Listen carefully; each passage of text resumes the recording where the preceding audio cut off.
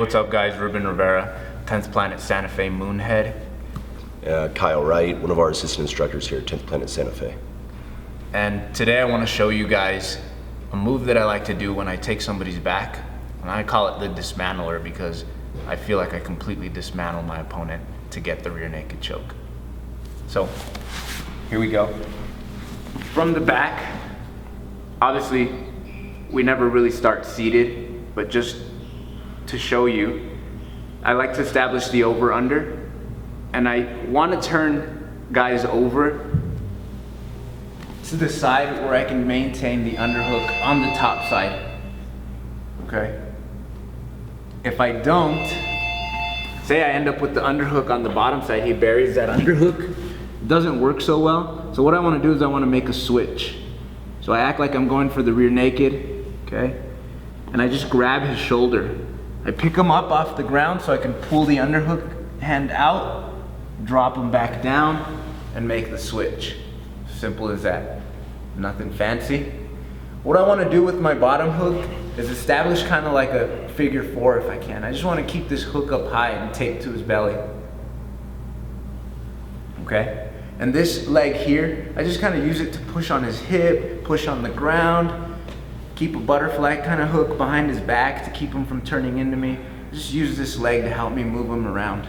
I want to keep this leg free though to trap the arm. So what I do is I establish double wrist control here and pinch my shoulders together nice and tight in this control here.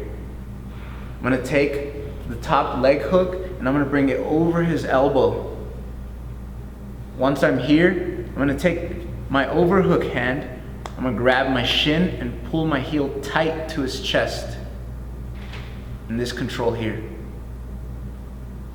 I still have wrist control with that bottom underhook, and I'm going to use that wrist control to help me feed this hand over, like so. I just grab. Now I have good control. I can pull my underhook hand out now that I have wrist control here. I pinch my knee inward, nice and tight. I have good control. There's other options here as well, but today I just want to show you to trap the arm. I'm going to go ahead and come around my knee and grab my shin. The reason for that is because if I start to try to choke him here and peel this arm back, guys a lot of times are strong enough to bring that hand back through. So I've already come this far, I don't want to let him have that back, so I come around my knee and his elbow, grab my shin, so now when he tries to go around, he can't. I got him tied up. The other thing that happens is guys grab their hands together as they feel me peeling it back. So I got two options here.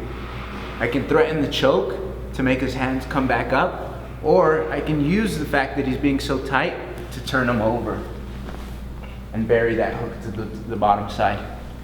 Okay? For now, I'm threatening the choke. His hand comes up to defend. I peel that arm back and I tuck my toes behind his back as tight as I can. Now I'm here. I have this arm out of the way and out of the mix. I'm not worried about it, and I'm keeping this hook up high so that he doesn't escape. Okay?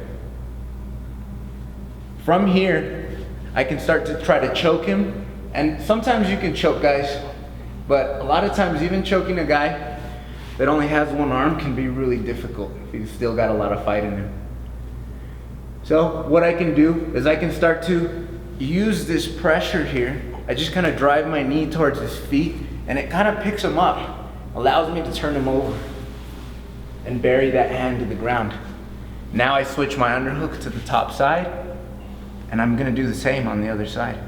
Double wrist control, push it down, I go over the elbow, grab my shin, pull that heel tight to his chest.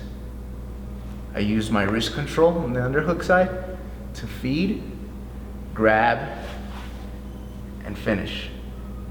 As I come around to grab my shin, I use this hand to pick him up. I don't want him to slide downward towards my feet or I lose the position.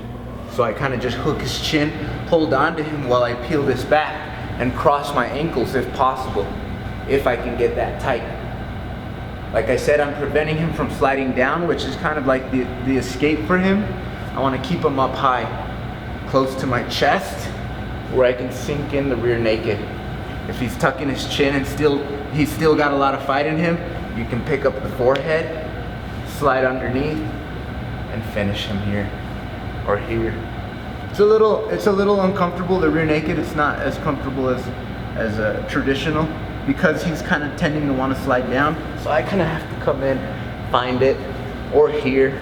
I can even finish this here a lot of times. And that's what I like to do when I take people's backs, immediately start trying to trap those arms and use that as setups for the rear naked or setups for other movements as well. Thanks, guys.